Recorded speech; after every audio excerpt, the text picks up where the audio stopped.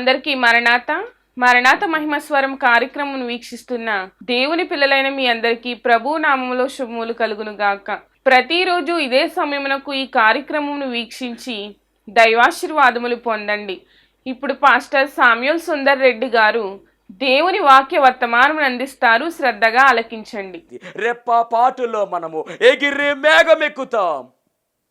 ఆ రోజు కావాలి, ఆ రోజు రావాలి అంటే మనమందరము కూడా ఆ పెండ్లి విందులో ఉండాలి అంటే రక్షింపబడి పరిశుద్ధులుగా మనం ఉండాలి. ఎక్కడా కూడా పాపాన్ని మరలా అంటించుకోకూడదు, అంటకుండా మనం ఉండాలి. అంటూ అంటూ అంటూ మనము దూరంగా వెళ్ళిపోవాలి.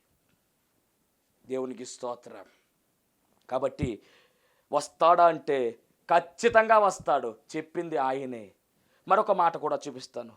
ప్రభు చెప్పిన మాటే. ప్రకటన గ్రంథము, ఇదే భవిష్యత్తు గ్రంథము, అద్భుతమైనటువంటి ప్రణాళిక. ప్రకటన గ్రంథము 22వ అధ్యాయము, అనగా చివరి అధ్యాయము, 22వ అధ్యాయము 7వ వచనం చదువుదాం. 7వ వచనం.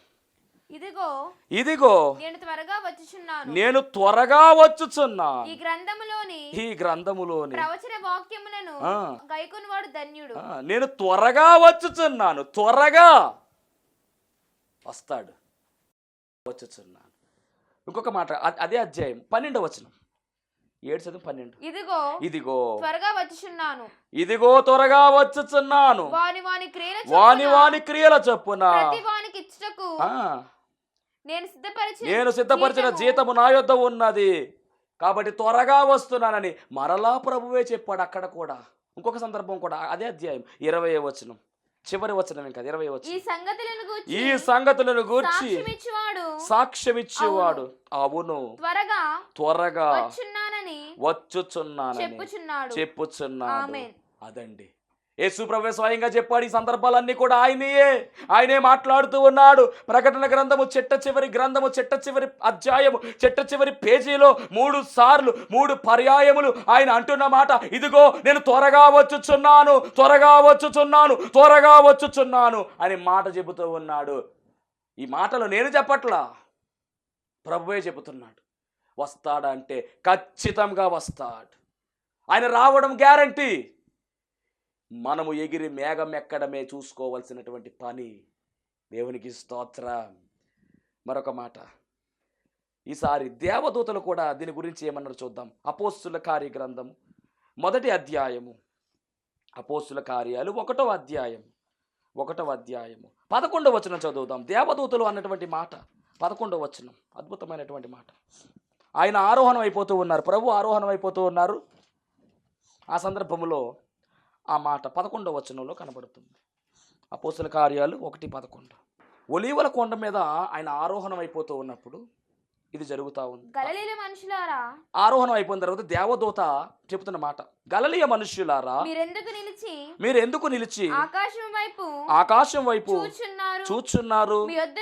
మీ యొద్ద నుండి పరలోకమునకు చేర్చుకొనబడిన ఈ యేసే ఏ రీతిగా పరలోకమునకు వెళ్ళుట మీరు చూచితురో ఆ రీతిగానే ఆయన తిరిగి వచ్చునని వారితో చెప్పిరి. చూసారా, ఈ మాటలు ఎవరు చెబుతున్నారంటే దేవదూత చెబుతూ ఉంది. గాబ్రియేలు దేవదూత చెబుతున్నటువంటి మాట. మీరెందుకు ఆకాశం వైపు నిలిచి చూచుచున్నారు? ఎందుకు అంటే ప్రభు వెళ్ళిపోయారు, పైకి ఆరోహణం అయిపోయారు. ఆయన కనుక నిలబడి చూస్తూ ఉన్నారు. ఎందుకయ్యా ఇంకా మీరు నిలిచి చూస్తారు? మీరు నిలిచి చూడాల్సిన పని లేదు ఇక్కడ. ఎందుకు అంటే మీ యొద్ద నుండి పరలోకమునకు చేర్చుకొనబడిన ఈ యేసే ఏ రీతిగా పరలోకమునకు వెళ్ళటం మీరు చూచితారో అదే రీతిగా ఆయన తిరిగి వచ్చునని వారితో చెప్పాను. ఇందాక ప్రభువు చెప్పారు, ఇప్పుడు దేవదూతలు చెబుతూ ఉన్నారు. దేవుని సముఖంలో ఉండే దేవదూత అనగా గాబ్రియేలు దేవదూత చెబుతున్నటువంటి మాట. ఈ మాటలు మనం నమ్మాలి, ఈ మాటలు మనం వినాలి. ఎందుకు ఈ మాట చెప్తున్నానంటే, జకరియా గురించి మీ అందరూ కూడా బాగా ఎరిగిన వారై ఉన్నారు. బాప్తిస్మిచ్చి యోహాను యొక్క తండ్రి జకరియా, ఆయనకు గాబ్రియేలు దేవదూత శుభవర్తమానం చెబితే ఆయన ముందు నమ్మల కారణంగా బాప్తిస్మిచ్చి యోహాను పుట్టే ఆ సమయం వరకు కూడా ఆయన నోరు పడిపోయింది. ఆయన మాటలు బయట రాలా. దేవునికి స్తోత్రం. అనగా ఆ యోహాను పుట్టేంత వరకు కూడా ఆయన నోరు కట్టివేయబడింది. కాబట్టి దేవదూత చెప్పిన మాట, దేవుని సముఖం ముందు ఉండి చెప్పే దేవదూత కనుక ఆ మాటలు మనం వినాలి. ఆ మాటలో ఖచ్చితత్వం ఉంది, ఎందుకంటే ఖచ్చితంగా వస్తాడు అని దేవత చెప్పింది. ఇంకొక మాట మనం గమనించినట్లయితే హెబ్రీ పత్రిక పౌలు గారు కూడా మరి ఈ విషయం గురించి మాట్లాడుతూ హెబ్రీయులకు రాసినటువంటి పత్రిక 9వ అధ్యాయము, అపోస్తలుడైన పౌలు హెబ్రీయులకు రాసిన పత్రిక 9వ అధ్యాయము 28వ వచనాన్ని మనం చూసినట్లయితే అక్కడ స్పష్టంగా ఉంది ఆ మాట. 28వ వచనము, అలాగుననే క్రీస్తు కూడా పాపములను భరించుటకు ఒక్కసారి అర్పింపబడి తన కొరకు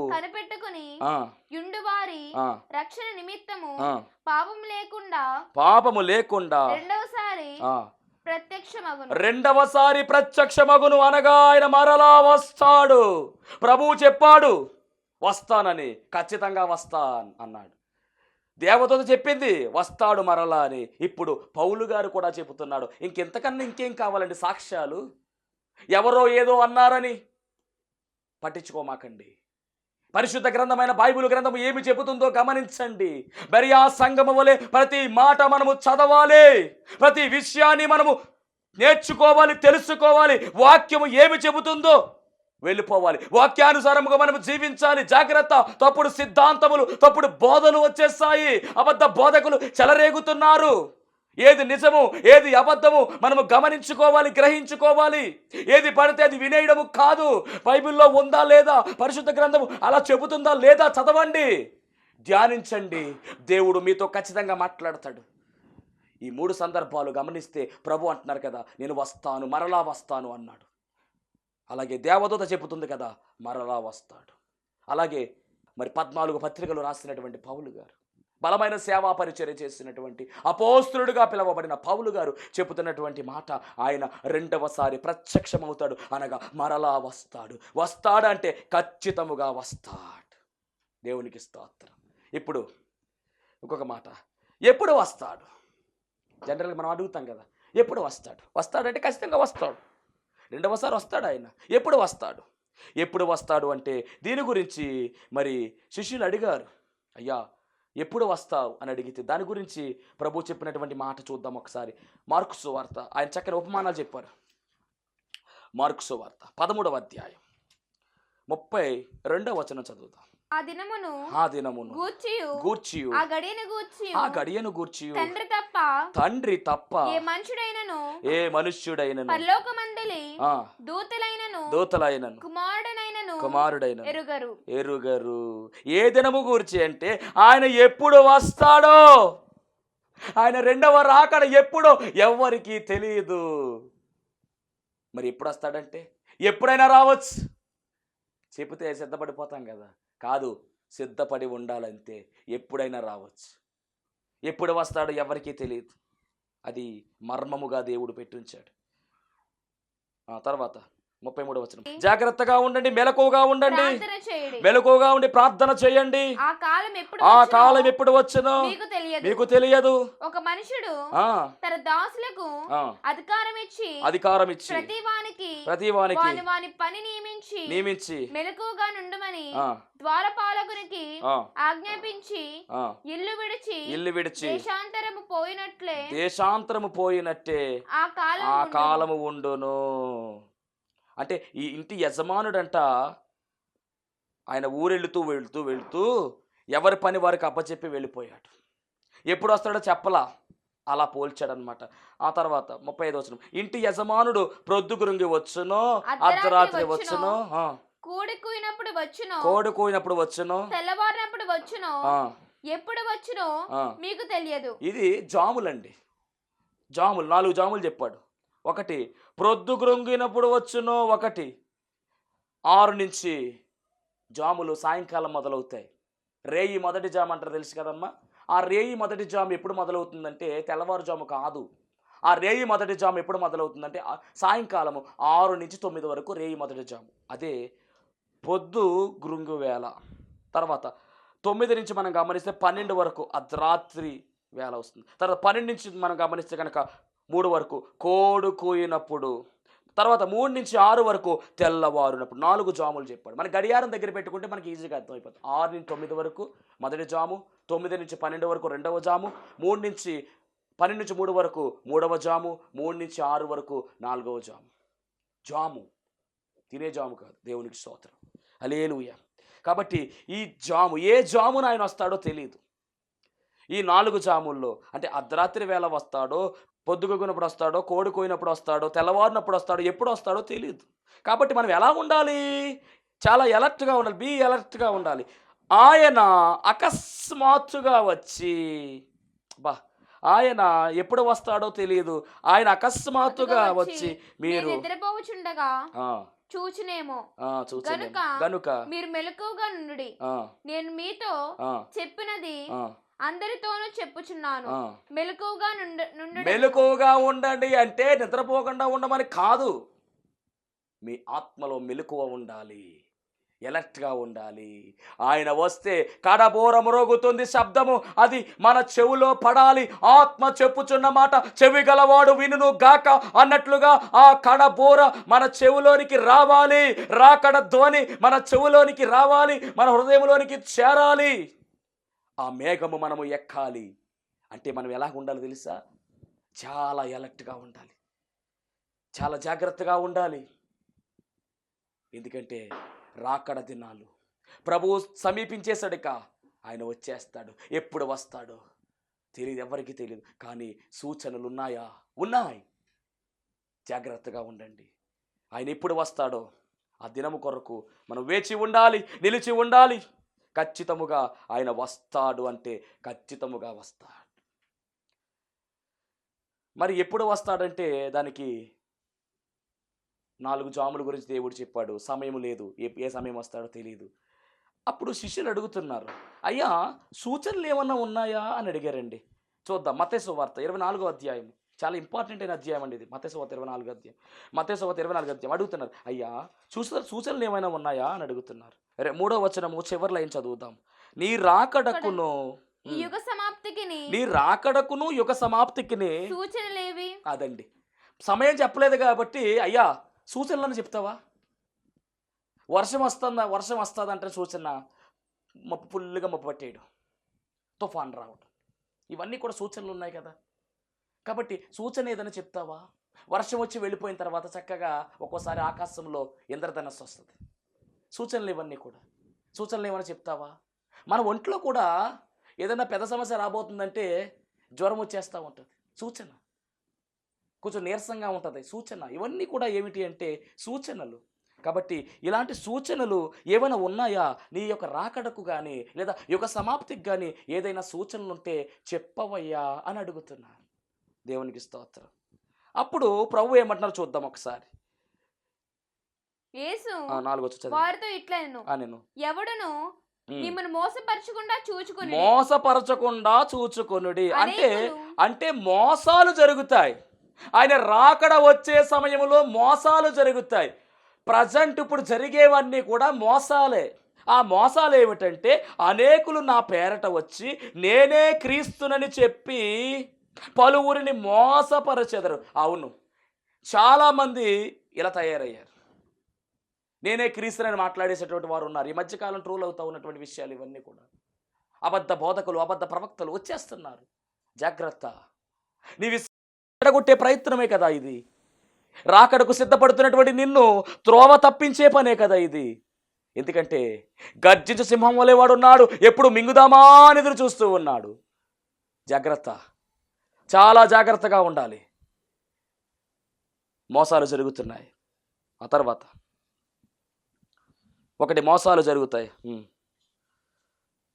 7వ వచనం, జనము మీదకి జనమును రాజ్యం మీదకి లేచును అక్కడక్కడ కరువులను భూకంపములను కలుగును. ఒక్కసారి 6వ వచనం, మరియు మీరు యుద్ధములను గూర్చియు యుద్ధ సమాచారములను గూర్చియు వినబోదురు. యుద్ధాలు. 2వ కారణం యుద్ధాలు, సూచనలు. ఒకటి మోసాలు జరుగుతున్నాయి, జరుగుతున్నాయి మోసాలు. 2వది యుద్ధాలు జరుగుతున్నాయి, అంటే జరుగుతాయి, ఇప్పటికీ ఆగట్లేదు కదా యుద్ధాలు జరుగుతూ ఉన్నాయి. ఇది 2వ కారణం. 3వ కారణం ఏమిటంటే ప్రకృతి వైపరీత్యాలు, అనగా ఇవే తుఫాన్లు, సునామీలు, ఇవన్నీ కూడా ప్రకృతి వైపరీత్యాలు. ఇప్పుడు గమనించాం ప్రకృతి ఎలా ఉందో తెలుసా? వర్షాకాలంలో కూడా ఎండాకాలంలో కూడా వర్షాలు కురుస్తున్నాయి. కాబట్టి రకరకాలుగా వాతావరణం మారిపోతుంది. ఏ సమయంలో వర్షం వస్తుందో, ఏ సమయంలో మరి వర్షం పోతుందో తెలియట్లా, అంతు చిక్కట్లా, తీవ్రమైన వేడి వాతావరణం వచ్చేసింది. కాబట్టి ఇవన్నీ కూడా ప్రకృతి వైపరీత్యాలు, ప్రకృతిలో సడన్గా వైపరీత్యాలు రావడం, ఇవన్నీ జరుగుతూ ఉన్నాయి. అంటే ఇవన్నీ దేన్ని చూపిస్తున్నాయి అంటే ఆయన యొక్క రాకడను చూపిస్తున్నాయి, ఈ యొక్క సమాప్తిని చూపిస్తున్నాయి. ఇక 4వ కారణం చెప్తాను, జాగ్రత్తగా వినండి. 4వ సూచన 24:14 మనం గమనించాలి. 14 ఈ రాజ్య సువార్త సకల జనములకు సాక్షార్థమై లోకమందంతటను ప్రకటింపబడును. అదండి, ప్రజెంట్ అంతా కూడా సర్వ సృష్టికి మీరు వెళ్ళి సువార్త ప్రకటించుడు అనే మాట జరుగుతూ ఉంది. మారుమూల ప్రదేశాల్లో కూడా సువార్త వెళ్ళిపోతూ ఉంది. ఇక ఫుల్ఫిల్ అయిపోతూ ఉంది. ఒకవేళ మొత్తం ఫుల్ఫిల్ అయిపోయిందంటే కనుక, అనగా సువార్త అందరికీ అందేసిందంటే కనుక ఆయన రాక వచ్చేసింది. ఎలక్ట్రికల్ మీడియా ద్వారా ఎన్ని వర్తమానాలు బయటికి వెళుతున్నాయో, అనేక చోట్లకు సువార్త వెళుతుంది. కాబట్టి ఇదంతా కూడా రాకడ సూచనలు అని చెప్పాలి.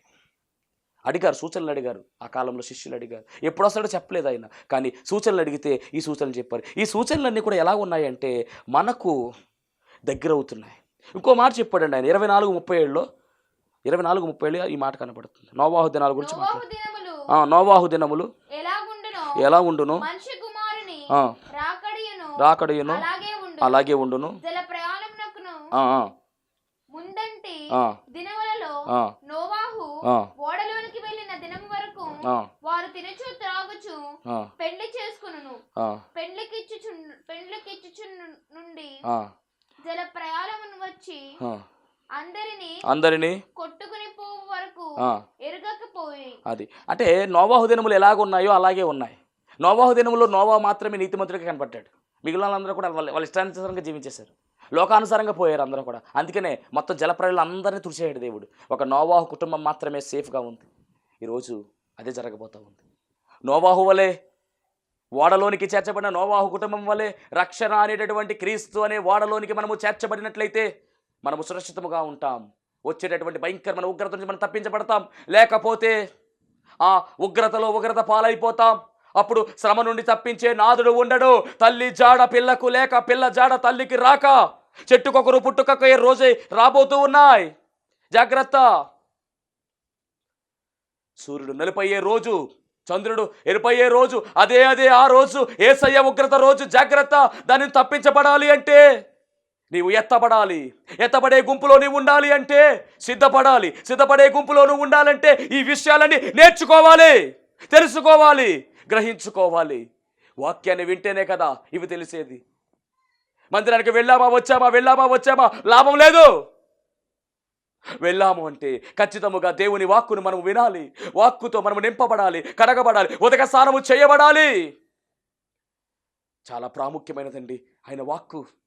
పరిశుద్ధ గ్రంథము మన చేతిలోనికి రావడానికి ఎంతమంది ప్రాయశ్చితమో, ఎంతమంది తమ ప్రాణములను బలిగా పెట్టారో, ఎంతమంది బలైపోయారో అలా వచ్చిందండి పరిశుద్ధ గ్రంథం మన చేతిలోనికి. ఈరోజు చదవడానికి బద్ధకం, నిర్లక్ష్యం, పట్టుకొని వెళ్ళడానికే ఏదో అనిపించేస్తాం. ఎవరో ఏదో అనేసుకుంటారే అని అనుకునే వాళ్ళు లేరా? మందిరానికి పరిశుద్ధ గ్రంథము కూడా పట్టుకెళ్లకుండా వెళ్ళేవారు ఉన్నారు ఈ రోజుల్లో. జాగ్రత్త. పరిశుద్ధ గ్రంథాన్ని మనం పట్టుకుని వెళ్ళాలి. అప్పుడు మనల్ని ఆయన ఎత్తుకుంటాడు. దేవునికి స్తోత్రం. ధరించుకుని ఆ వాక్యాన్ని మనం ధరించుకోవాలి. ఇదే మన యొక్క ఆయుధము. క్రీస్తు ప్రేమకు నిదర్శనం ఇది. అన్ని మాటలు ఇందులో ఉన్నాయి.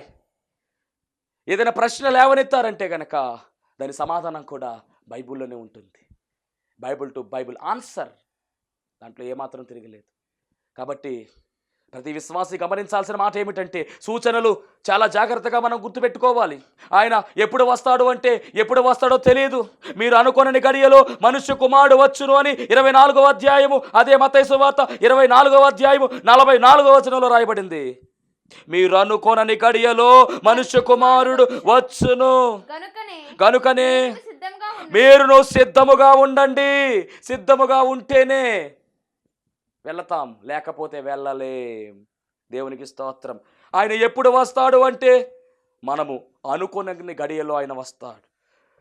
కానీ సూచనలు ఉన్నాయి. అలాగే మనం గమనించాలి. ఎలా వస్తాడని అడిగితే ఆయన ఎలా వస్తాడో చెప్తాను, జాగ్రత్తగా వినండి. 24వ అధ్యాయం మత్తయి సువార్త 24వ అధ్యాయం 29వ వచనం. ఆయన ఎలా వస్తాడో చూద్దాం. ఆ దినముల శ్రమ ముగిసిన వెంటనే చీకటి సూర్యుని కమ్మును, చంద్రుడు కాంతిని ఇయ్యడు, ఆకాశము నుండి నక్షత్రము రాలును, ఆకాశమందరి శక్తులు కదిలింపబడును. అప్పుడు మనుష్య కుమారుని సూచన ఆకాశమందు కనబడును. అప్పుడు మనుష్య కుమారుడు ప్రభావంతోను మహా మహిమతోను ఆకాశ మేఘారుడై వచ్చుట చూచి భూమి మీద నున్న సకల గోత్రముల వారు రొమ్ము కొట్టుకుందరు. దేవునికి స్తోత్రం. సమస్తమును కూడా రొమ్ము కొట్టుకుంటారు. కాబట్టి ఆయన రాబోతూ ఉన్నాడు. జాగ్రత్త. ఎలా వస్తున్నాడంటే మేఘాల మీద ఆయన వస్తూ ఉన్నాడు. ప్రకటన గ్రంథం 1:7 కూడా ఈ మాట మనం చూడొచ్చు. అది అలా ఉంచి ప్రకటన గ్రంథం 1:7 చూద్దాం. మేఘాల మీద ఆయన వస్తూ ఉన్నాడు. అద్భుతమైనటువంటి మాట.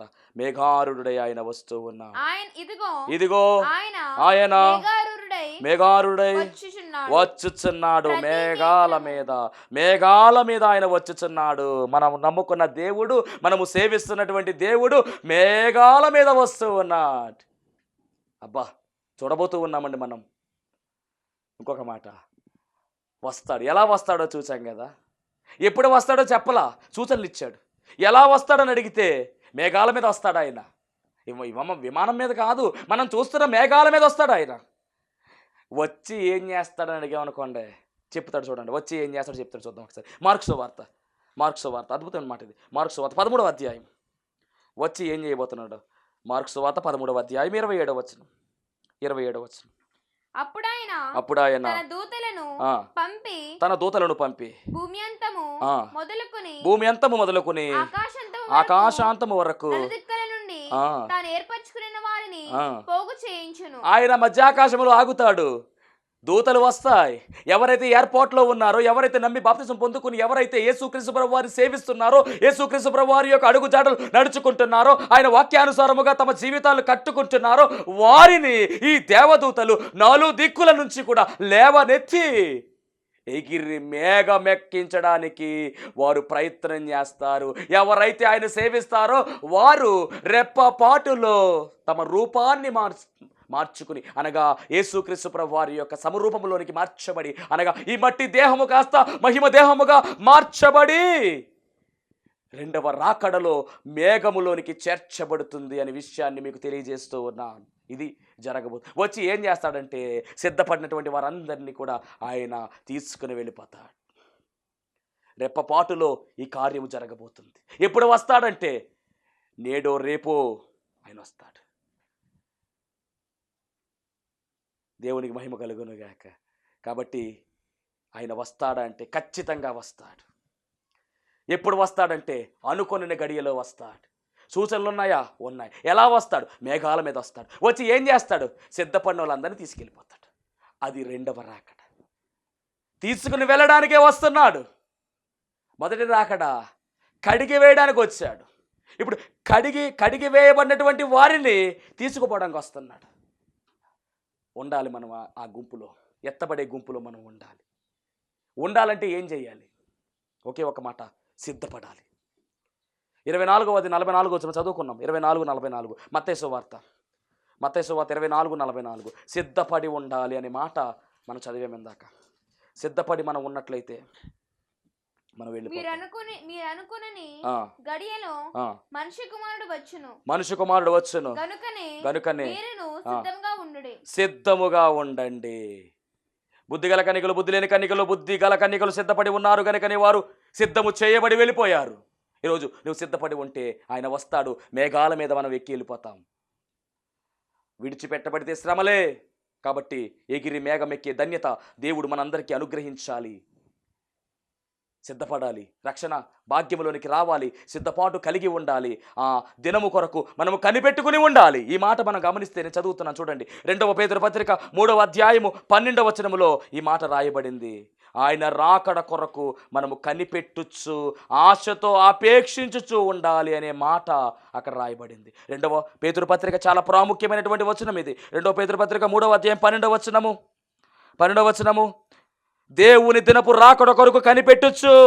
డబ్బు కోసం కనిపెడతాం కాదు, పేరు కోసం కనిపెడతాం కాదు. దేవుని దినపు రాకడ కొరకు కనిపెట్టొచ్చు, దానిని ఆశతో ఆపేక్షించుచు మీరు పరిశుద్ధమైన ప్రవక్తనతోనూ భక్తితోనూ ఎంతో జాగ్రత్త గలవారై ఉండవలెను. అది అలా ఉన్నట్లయితే మనము ఖచ్చితంగా ఎగిరి మేఘమెక్కగలము. మనము విడవబడేటటువంటి గుంపులో ఉండకూడదు, ఎత్తబడేటటువంటి గుంపులో ఉండాలి. అట్టి ధన్యత దేవదేవుడు మనందరికీ అనుగ్రహించి నడిపించునుగాక. ఆమేన్. మహాపరిశుద్ధుడా, మహిమగల దేవ, ప్రేమస్వరూపి, దయగల యేసు క్రీస్తు ప్రభువాని ఘనమైన నామానికి వందనాలు, స్తోత్రాలు, స్తుతులు చెల్లించుకొనుచున్నాం.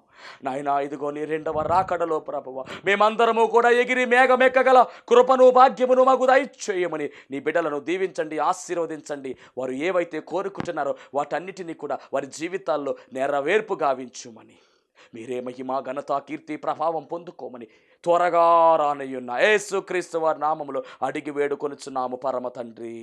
ఆమేన్. అందరికీ మరణాత. దేవుడికి వందనాలండి, సంఘానికి వందనాలండి. వచ్చిన మీ అందరికీ నా నిండు వందనాలండి. మరి మాదైతే రావులపాలెం అండి. మా అబ్బాయి, మా తోటికోళ్ళ గారు అబ్బాయి అండి. ఇక్కడ సాల ఎలా నడుపుతున్నారంటే అండి, మొన్న జూన్ 29వ తారీఖునండి మేము చర్చి యానివర్సరీ అనండి. మామూలుగా మేము ఇద్దరం వచ్చామండి, మా వారు నేను వచ్చాం. వస్తాయండి గారు సాచుకునండి. మా వారు అన్నారు మనం కూడా 7 వారాలు వెళ్దాం అన్నారండి. 7 వారాలు మేము అంశం పెట్టుకుని వచ్చామండి. ఇది మాకు 8వ వారం. 7 వారాల్లో అయితే మేము ఎన్నో అంశాలు పెట్టుకుని వచ్చామండి. మరి ఈ 7 వారాల్లో అండి దేవుడు మాకు ఆరోగ్యాలు ఇచ్చాడండి. మెయిన్ ఏంటంటే అండి, ఆయనకి గుండెల్లో నొప్పి తగ్గిందండి. నాకు కూడా అండి షుగర్ వచ్చేసండి, మరి ఎలా పడితే అలా అయిపోయాను. అయితే అండి నేను కానుకోలేకపోతే అండి ఇక్కడికి వచ్చిన 2 వారాలు వచ్చామండి. 3వ వారం ఇంక మళ్ళీ రావాలి. అంతకు ముందు రోజునండి దేవుడు మరి నాకు బయలుపరచండి, షుగర్ హాస్పిటల్ వెళ్ళి కృపద ఇచ్చేసండి.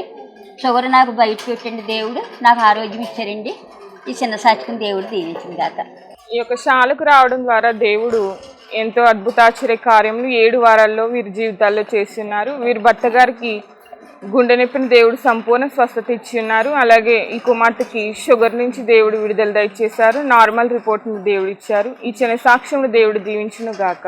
ఆమేన్. దేవునికి స్తోత్రం. అందరికీ వందనమన్న తెలియజేస్తున్నాను. మరణాత మహిమస్వరం అనే ఆధ్యాత్మిక కార్యక్రమాన్ని వీక్షిస్తున్న మీ అందరికీ కూడా మరి ఒక పర్యాయము ప్రభు పేర వందనమన్న తెలియజేస్తూ ఉన్నాను.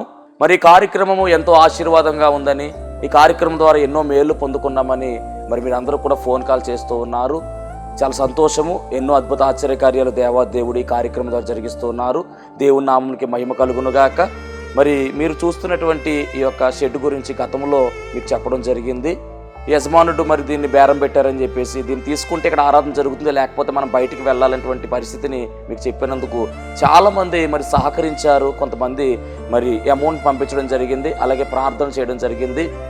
దేవుని మహాకృపను బట్టి పంపించినటువంటి కొంత అమౌంట్ మరి యజమానుడికి కట్టడం జరిగింది. ఇంకా చాలా అమౌంట్ మనము వారికి ఇవ్వాల్సి ఉంది. కనుక మరి ఈ కార్యక్రమాన్ని వీక్షిస్తున్నటువంటి మీకు ఎవరికైనా కనుక ప్రేరేపణ కలిగినట్లయితే కనుక మరి మీ వంతు సహకారాన్ని అందించండి. ఈ దేని సేవకునికి మీ యొక్క సహకారం అందించి ఈ సేవను మరి ముందుకు వెళ్ళేలాగా సహకరించవలసిందిగా ప్రభు పేరు తెలియజేస్తూ ఉన్నాను. మీకు ఎవరికైనా కనుక మరి ప్రేరేపణ కలిగినట్లయితే కనుక స్క్రీన్ మీద కనపడుతున్నటువంటి ఆ నెంబర్కి ఫోన్పే చేయండి, లేదా ఫోన్ చేసినట్లయితే కనుక నేనే స్వయంగా మాట్లాడతాను. మీ సహకారాన్ని అందించండి. ప్రభు పనిలో మీరు కూడా పాలి భాగస్తులు కావాల్సిందిగా ప్రభు పేరు తెలియజేస్తున్నాను. అందరికీ మరణాత.